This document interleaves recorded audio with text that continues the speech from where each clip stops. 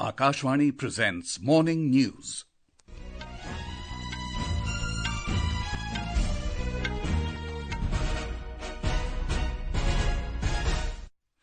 Good morning, I'm Sanjay Mattu. The headlines. Prime Minister Narendra Modi to meet Singapore President Tharman Shanmugaratnam in New Delhi today. Union Home Minister Amit Shah to launch FastTrack immigration system at 7 airports today. Stricter curbs under GRAP 4, reimposed in Delhi-NCR as air quality deteriorates.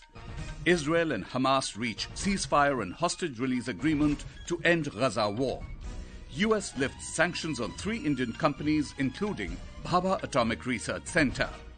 Grand cultural extravaganza, Sanskriti ka Mahakumbh, to begin today at Kumbh mela in Prayagraj, and both Indian men's and women's teams advance to QuarterFinals of Kho Kho World Cup in New Delhi.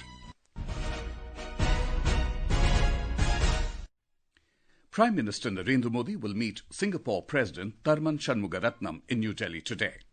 Mr. Shanmugaratnam will also hold discussions with President Draupadi Murmu at the Rashtrapati Bhavan. President Murmu will also host a banquet in his honour. External Affairs Minister S. Jaishankar held a meeting with the visiting dignitary in New Delhi yesterday. The two leaders discussed cooperation in semiconductors, industrial parks, skilling, digitalization and trade development. President Tharman is on a 5-day visit to India. This is his first visit to India as the President of Singapore. We have a report. Historic ties between the two countries date back to 1965, when India was among the first countries to recognize Singapore's independence. During his visit to Singapore last year, Prime Minister Narendra Modi elevated the relationship between the two nations to a comprehensive strategic partnership. As India and Singapore celebrate the 60th anniversary of their diplomatic ties, the meetings and discussions during this visit are expected to further strengthen the bilateral relations and explore new avenues of collaboration. With Divakar's report, Chirag Jha, Akashwani News, Delhi.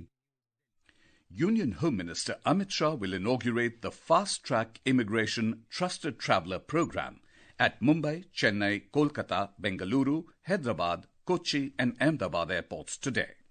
This will provide world-class immigration facilities to travellers, making international travel seamless and secure. According to the Home Ministry, applicants are required to complete online registration by filling in their details and uploading the required documents on the portal mha.gov.in to enroll in this program. Registered travellers will need to scan their airline boarding pass at the e-gate, followed by scanning their passport. At both the arrival and departure points, the passengers' biometrics will be authenticated at the e-gates. Once this authentication is successful, the e-gate will automatically open and immigration clearance will be deemed as granted. The Home Minister launched the FastTrack Immigration Trusted Traveller Programme in June last year from Terminal 3 of the Indira Gandhi International Airport in New Delhi. The government's flagship initiative, Startup India, has completed 9 years today. The scheme is intended to catalyse the startup culture and build a strong and inclusive ecosystem for innovation and entrepreneurship in the country.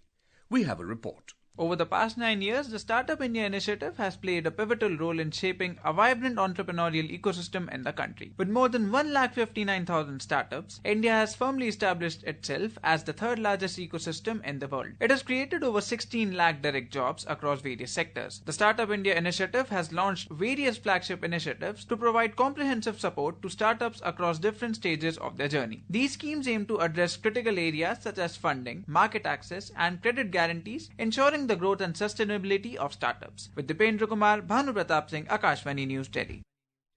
A grand cultural extravaganza, Sanskriti ka Mahakumbh, will begin today at the ongoing Mahakumbh mela in Prayagraj. The event will showcase the rich tapestry of Indian culture through a series of captivating performances by renowned artists. The main stage, the Ganga Pandal, will host performances by renowned artists from across the country, including a special presentation by Shankar Mahadevan on the opening day. Cultural programs will also begin at the Yamuna and Saraswati Pandals today, while the Triveni Pandal will host a blend of cultural melodies starting January 21.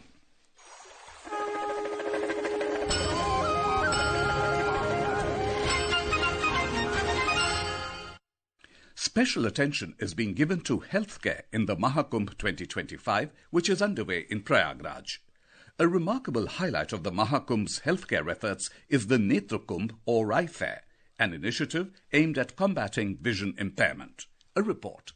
The event's ambitious target includes conducting 5 lakh OPDs, distributing 3 lakh eyeglasses with a daily goal of 10,000 consultations. Covering 10 acres, the Netrakumbh boasts 11 hangars where pilgrims undergo systematic eye examination. Talking to Akashwani News, organizing committee member of Netrakumbh, Dr. Ranjan Bajpayee said, a team of 40 eye specialists and 100 optometrists are conducting eye checkups at the Netrakumbh. हमारे पास तैयारियां 10 to 15,000 patients को examine करने की per day की है। हमने 100 optometrist doctors का setup बनाया हुआ है। हाईटेक सेटअप्स हैं, नई मशीनरी इन्वॉल्व है और हमने 40 डॉक्टर्स एट अ टाइम हमारे पास स्क्रीनिंग कर रहे हैं, 100 ऑप्टोमेट्रिस्ट कर रहे हैं। This year, the goal is the Guinness Book of World Records. For those inspired to give back, the Netrakumbh offers an eye donation camp. With Anand Kumar, Anupam Mishra, Akashwani News, Mahakumbh Nagar, Prayagraj.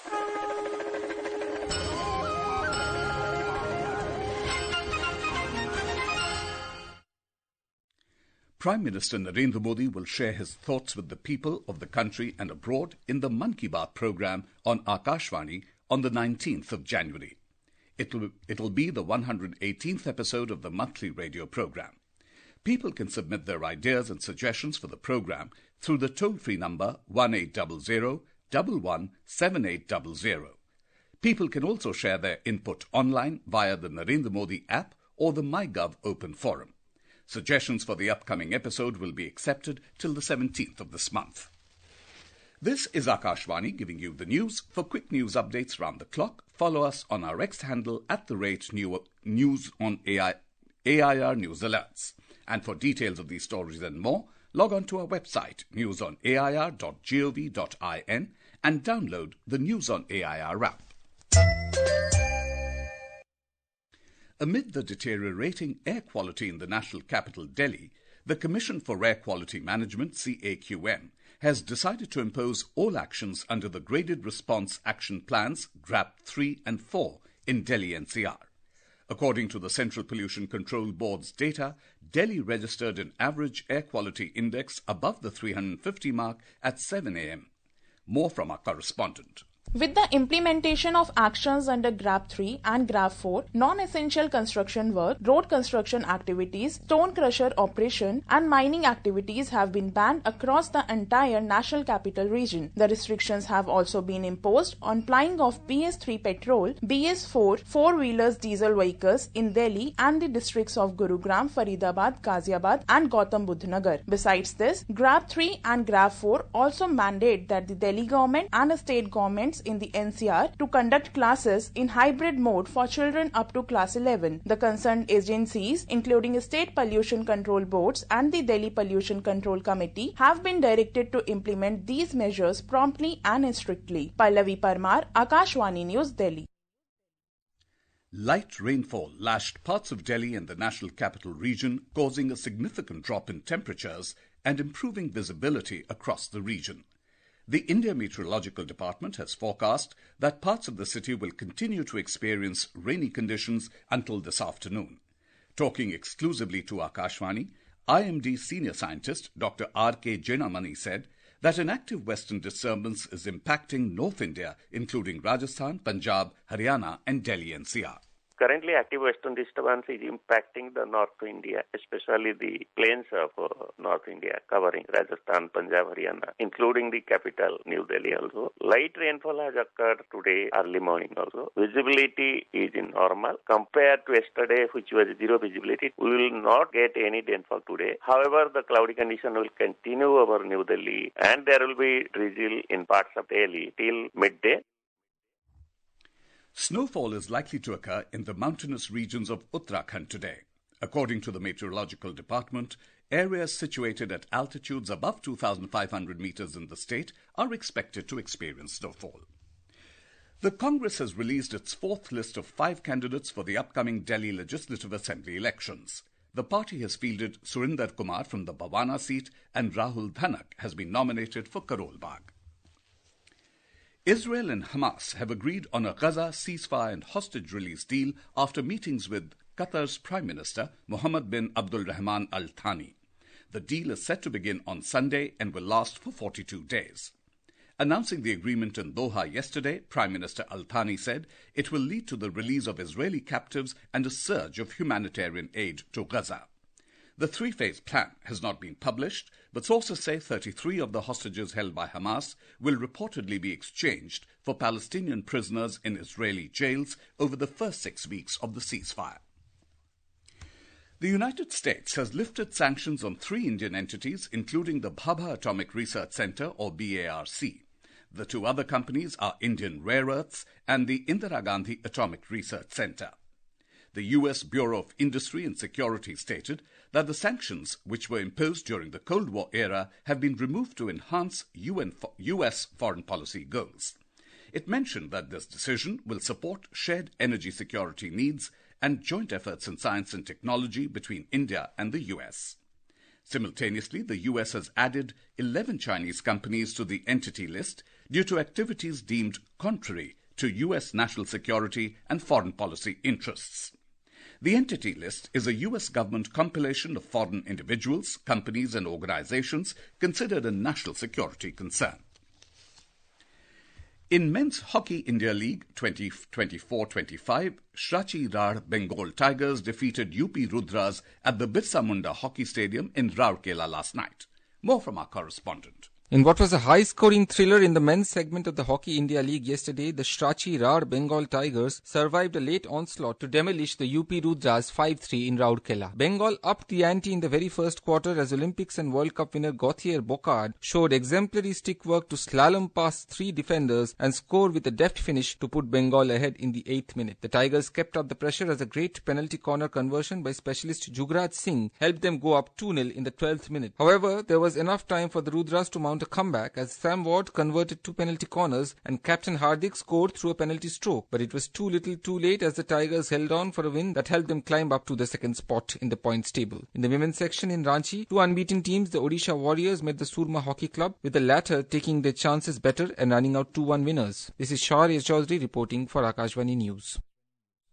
In the Kho Kho World Cup 2025, both the Indian men's and women's teams showcased exceptional performances to advance to the quarterfinals at the Indira Gandhi Indoor Stadium, New Delhi yesterday. The Indian men's team secured a commanding 70-38 victory against Peru. Aniket Pote was awarded Best Player, while Ramji Kashyap won the Best Attacker title.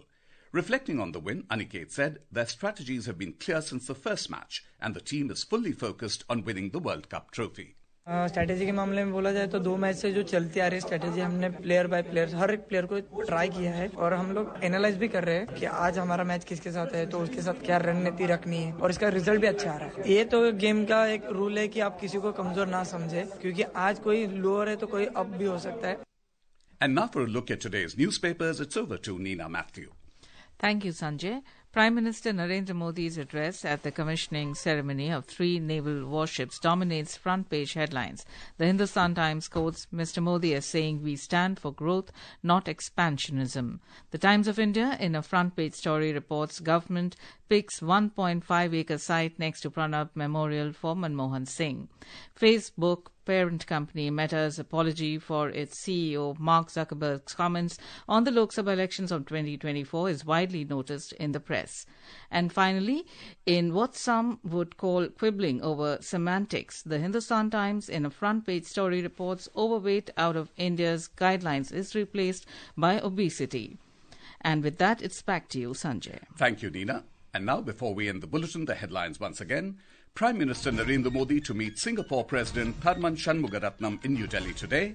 Union Home Minister Amit Shah to launch FastTrack immigration system at 7 airports today. Stricter curbs under GRAP 4 reimposed in Delhi-NCR as air quality deteriorates. Israel and Hamas reach CeaseFire and hostage release agreement to end Gaza war. US lifts sanctions on 3 Indian companies including Bhabha Atomic Research Center. Grand cultural extravaganza Sanskriti ka Mahakumbh to begin today at Kumbh mela in Prayagraj, and both Indian men's and women's teams advance to quarterfinals of Kho Kho World Cup in New Delhi. And with that, we end the morning news. Have a nice day.